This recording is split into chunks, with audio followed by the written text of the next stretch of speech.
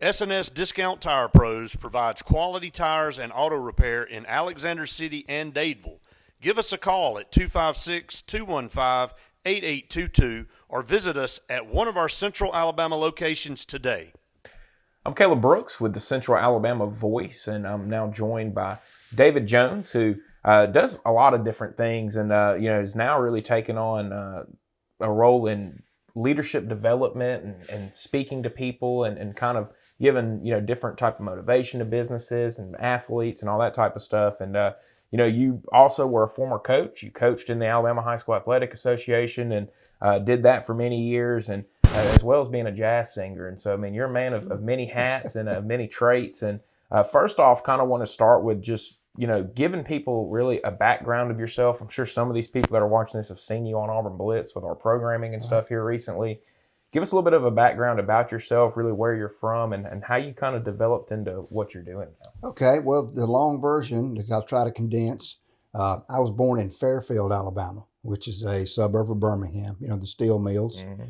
And two great parents who are both no longer with us. I had two younger brothers.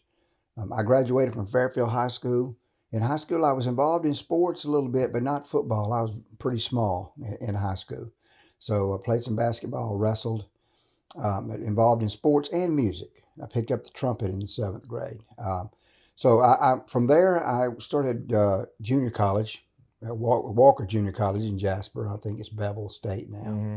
And went on to Montevallo. But from there, I got a little bit disillusioned and got out of school, quit for a little while.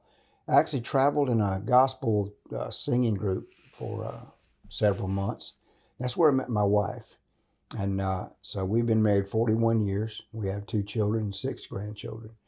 But after we got married, I jumped back into college as an education major. And I immediately started coaching at my home high school, Fairfield High School. I was going to UAB. And so from there, graduated from UAB in 1986 and started my coaching, teaching career. And I actually coached and taught all over the state, but 30 years. And so when I retired in 2016, we were living in Gulf Shores.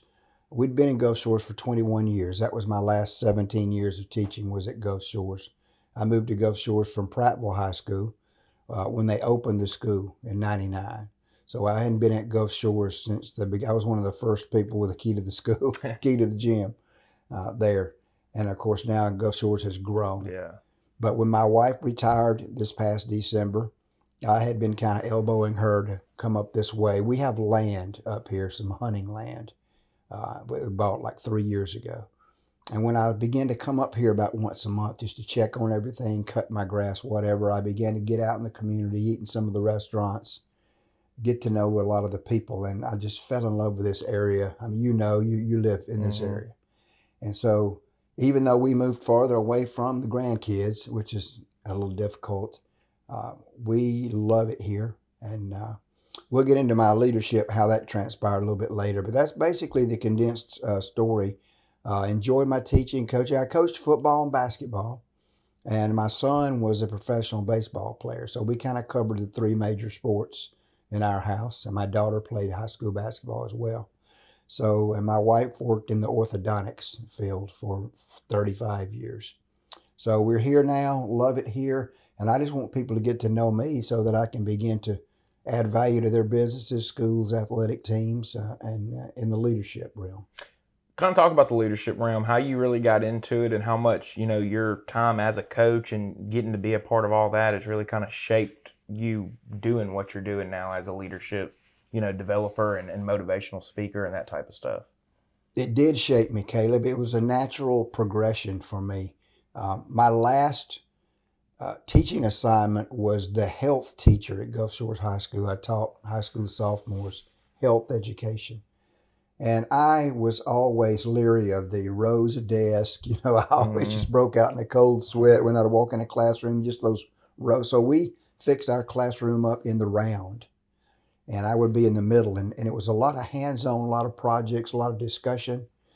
And from that kind of led into the leadership. But the story on my leadership, especially with John Maxwell, we haven't mentioned him. John Maxwell is my main mentor in the leadership. And if people don't know who John Maxwell is, I'm always surprised. I always say Google him and study him. But I was sitting in my classroom at the Christmas break. It was December 2015. I had already prepared and was ready for my last semester as a teacher. And I was just sitting in my classroom over the Christmas break. Nobody else was at the school. It was during the very end of December. And I just began to reflect. And I was scrolling Facebook, and I came across a video of John Maxwell, the John Maxwell team. And of course, I had read a couple of his books. We had used his book on teamwork with our basketball team there at Gulf Shores. And I had read his book, Failing Forward, as well, overcoming mistakes in our life. And 30 seconds into this video, I said, this is what I really need to be doing in my retirement. Because I still wanted to speak. I still wanted to make a difference in people's lives, obviously in the athletic realm as well. I've had some great opportunities to speak to a high school football team. I've spoken to Auburn's baseball team, Coach Butch Thompson, a great friend. And I wanted to continue to do that. And 30 seconds into this video, it was clear as day. So I joined the John Maxwell team as soon as I got out of teaching. 2016. I went to the certification at the World Marriott in Orlando, the August of 2016. From there, it has just taken off. Obviously, COVID has kind of thrown a wrench in. I'm a hands-on live speaker. Zoom's okay, and we have to do the Zoom right now. But just being in the room with people, being able to get eye contact and be close to them and connect. It's all about connecting. So that's kind of what happened with the leadership. It was just a natural progression from my teaching, and pretty cool how it took place. And then the music, I had put the trumpet down for 30 years, and I picked it back up about 9 years ago and started playing again. I've been singing my whole life in church and everything. So the music kind of took off as well. And that's been a fun hobby. But I really feel like my calling and my purpose is the leadership, at reaching people. And so that's the direction that I really, and I want to do this because nobody knows me up here. We just moved here in October. So we're excited to be a part of this community and hoping that we can jump in with the leadership training. Why do you feel like that leadership training and organizations, businesses, teams, and all that need someone to come in, an outside voice that can come in and be someone that it's kind of, I guess, different for people to hear from on different things with leadership and motivation, that type of stuff? Good question. Two things. First of all, even when I was a coach, we'd bring people in. It's always good because they hear us all the time. In my health class, we would bring people in because, they get attuned to your voice. And sometimes they even know what's coming. Oh, here comes Coach Jones with the discipline speech. Or, you bring another voice in, maybe a different perspective. And that's the great thing about me coming into a business. I can come in and do a corporate training and say things to people that need to be said, and then I'm out the door, And the other thing, look at our world right now. I mean, we need leadership. It is. We live in a selfish world right now. It's all about individuals. And I want people to understand that when you help enough people get what they want, then you get what you want. It's about adding value to other people, putting people before you, putting other people first, whether it be your family, your business, your teammates. So leadership is sorely needed right now in our world.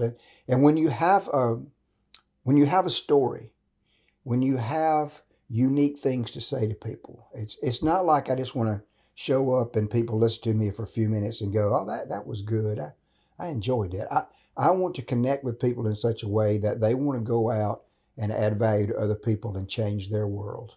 So when you get up there and you speak, what difference have you, I guess, seen it make in people afterwards? When you go there and you talk to them and all that, I mean, have you gotten feedback from people that have had you come in on a difference that they've kind of seen it make in, I guess their business, their organization, their team? When you talk with the Auburn baseball team, I mean, what have people said about, I guess, what they get from it and what they feel like they receive from it? Well, that's one of the things that I like to do. I like to follow up and see what's going on. And I did have one particular, I won't mention who it was. I had a particular school system that I spoke with some of their personnel, and she was saying to me that it was incredible that I was the first speaker that had come in and she had not seen anyone on their cell phone during the talk. Because cell phones are very distracting, and she thought that was great that everyone was tuned in. Like I said, it's very important that first of all you have enthusiasm, passion, and I use humor a lot. Everybody likes to laugh, and laughter is good like a medicine, is what it says in the book of Proverbs. And so I use stories, a lot of humor, and examples of things that have been positive in the leadership. The other thing great about my leadership is that I just don't have one speech. They say have a signature speech and you can go out and talk. I don't agree with that. I like to talk to a business or a school or an athletic team and talk to the person in charge and find out what is needed at that time. What can I come in and give to you guys and add to your people that will make a difference? And that could be anything. That's the neat thing about crafting a talk for a business or going in and doing a corporate training. Every business is different. Every athletic team is going through different things at different times. And it's not enough just to have a signature talk. You need to be able to craft something that will resonate with those people and that they will carry that on. So I have several great referrals from businesses and teams that I have spoken to about the difference that it made with their team. And that's what you want to hear. You don't want to just go in and they think it was nice and then they carry on. You want to make a difference. And we're seeing that with the leadership. Where do you feel like that you've improved the most as a leadership development speaker and all that since you began in 2016, like you talked about? The most important thing that I've done is recognize the mistakes that I make when I'm talking. And this is a little picky, and I still do it because I'm on the Sportz Blitz now. Yeah. And I always critique every show. How many times did I say, Did I start an answer with well or yeah? And you watch some of our college coaches do, and you can bet they're going to say, well, yeah, So I've really tried to hone in on my speaking technique.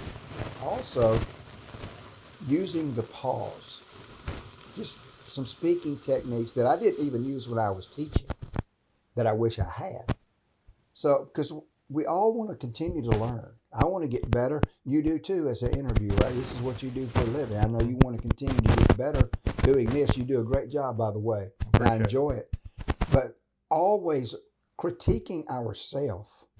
We're so good at critiquing others, finding others' faults.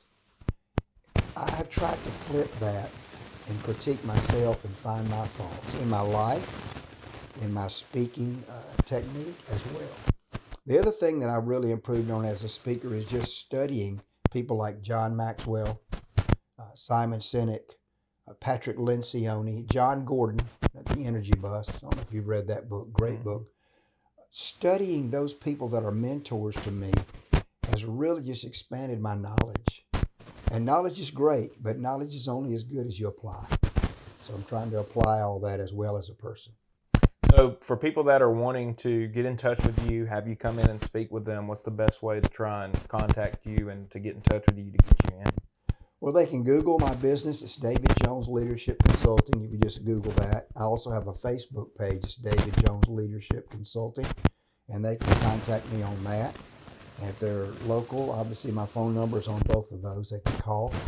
And I know right now we're a little bit shut down with the way things are, but when things begin to open back up, and I do corporate training. I do customer service training for restaurants. I love to go into a restaurants and eating venues and do customer service training, corporate training with the staff, both management, front of the house and back of the house. Also, obviously, schools, assemblies, faculty retreats, faculty training, and then also, of course, athletic teams. Love to get in front of the guys and the girls that play the sports because that's where my heart was for so many years. Mm-hmm. So either Google or on the Facebook page, David Jones Leadership Consulting. David, really appreciate you taking the time to sit down with me, and hopefully people got to know who you are a little bit more now and what you do, and really looking forward to seeing, how you can benefit some of these places around this area and going and talking to these people and these athletes and all that, and really looking forward to seeing how things take off for you. Thanks, man. I appreciate the opportunity. Thank you.